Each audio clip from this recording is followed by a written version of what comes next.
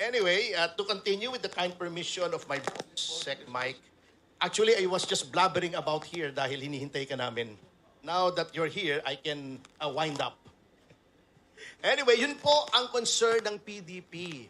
We are appealing to our senators for sobriety. Yung pinagsasasabi nilang tyranny of the majority, there is no such thing. In a democracy, talagang majority ang nasusunod. Bakit? Nung nanalo ba si BBM, may nagsabing tyranny of the majority. That is democracy. The majority rules. Yun po yun. Wala tayong magagawa doon. Those are the rules. And the rules of the Senate are subject to amendment at any time by the will of the majority. Wala pong tyranny rito. Puro kahipokrituhan, puro demagoguery ang pinagsasabi ng minority. Ngayon, I challenge Senator Lacson. Kasi isa pang ipokrito yan eh. Surrender siya kay Bato. Unang-una, pumirma yata siya dun sa Resolution 44, di ba? Si Ping.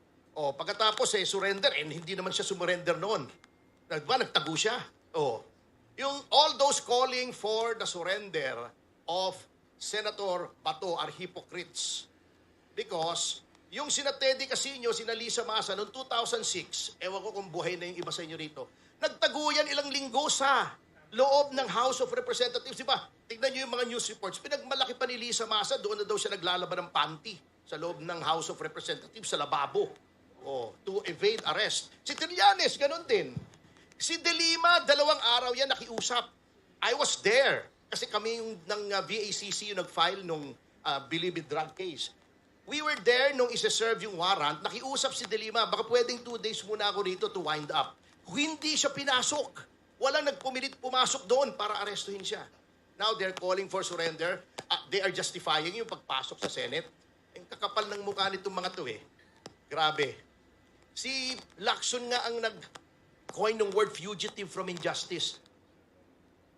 Swerte lang yan si Lacson, sinuportahan niya si Noynoy, tumawid ang administrasyon, noong ginrant yung certiorari niya ng Court of Appeals, yung si Solicitor General Cadiz, an Aquino appointee, did not appeal.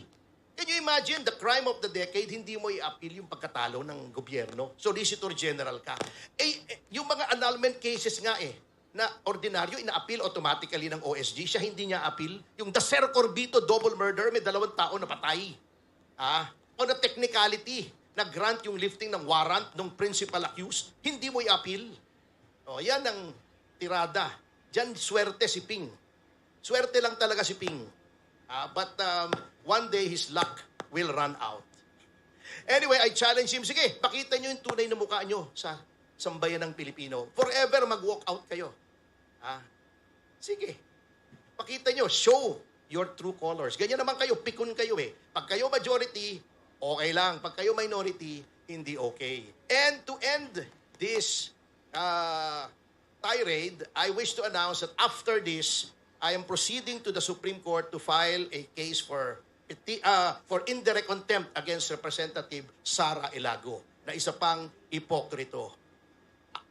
Gustong-gusto niya, ayaw niya na siya ay binabatikos. Pero, gusto niya, igalang daw siya, etc., etc. Although wala namang misogynistic sa sinasabi ko, I was mocking her. I was making a point as part of a political debate. Napaka-sensitive mo. Pero, pagdating sa rules ng korte, ay babastusin mo yung rules. Sinasabi na sa rules of court na confidential yung disbarment, ire-reveal mo. Bastos ka. Ayaw mong bastusin, pero bastos ka. At yung Makabayan Black, bastos yung mga yan. Dapat nga i-change yung last letter niyan eh. Hindi, letter G.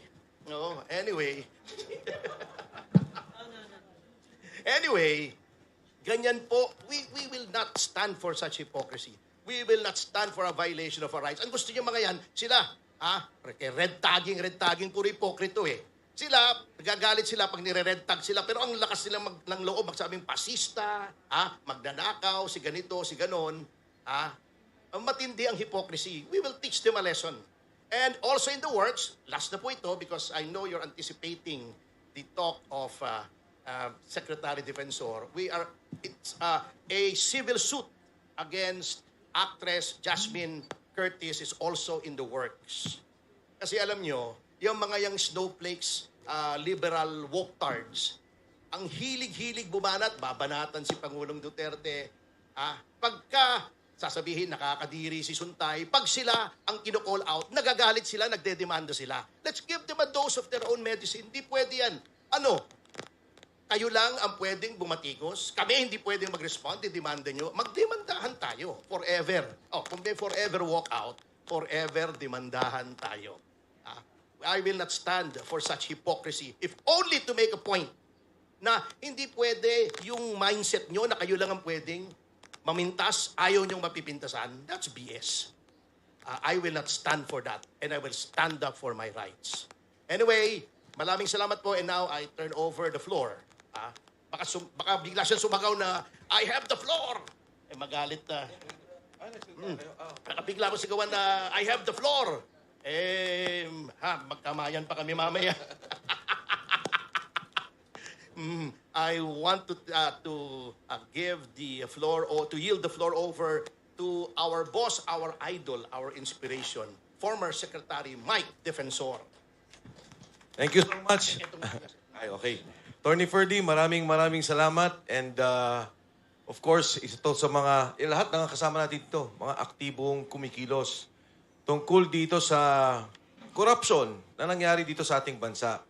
Alam niyo ho, sa sitwasyon natin ngayon, umigit kumulang 40 na kaming nakasuhan. Sa flood control scandal, ang nakakasuhan pa lang, at least the prominent names, 6. Kasama na ho dyan si Alcantara, si Bernardo, at saka si Bryce, na naging state witness pa. Pero yung lahat na nagagalit, lahat ng sumisigaw, lahat ng nagsasalita, may kaso na. In fact, I was just talking to Attorney Jimmy. Sabi ko, Attorney Jimmy, may kaso ka ba? O sabi niya, na-dismiss, MR, pending. Attorney Topacio, may kaso. Hindi ko pa, si Ka Eric, ang dami ito, suki rin to ng 3. Ayun, si Ka Eric. No, ang punto ko dito, itong mga taong tong lahat, wala naman kaming ginagawang sasabihin mong illegal. Kung hindi nagsasalita kami at galit kami sa korupsyon. At tingin ko, kami ay kumakatawan sa sentimiento ng lahat, hindi lang marami, ng lahat ng Pilipino na gusto ng hustisya, na gusto makulong ang mga nagnakaw at gustong maibalik ang perang ninakaw sa ating bansa. So kung titignan po natin sa ngayon, grabe ang naging SWS survey. Tingnan nyo ho, -15 nationwide. Pagdating mo dun sa mga bata, 18 to 24, nasa -17. Yung 25 to 40 ay nasa 40% galit. Pagdating, sabi nila, ay, kayo lang mga galit. Yung mga bobo ang nagagalit sa gobyerno. Alam nyo, sa mga college graduates and those that have higher degrees, higher learning, nasa -37 ang galit.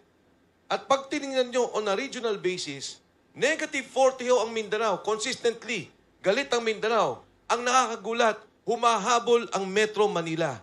-31% ang Metro Manila. Tinalo na ng Metro Manila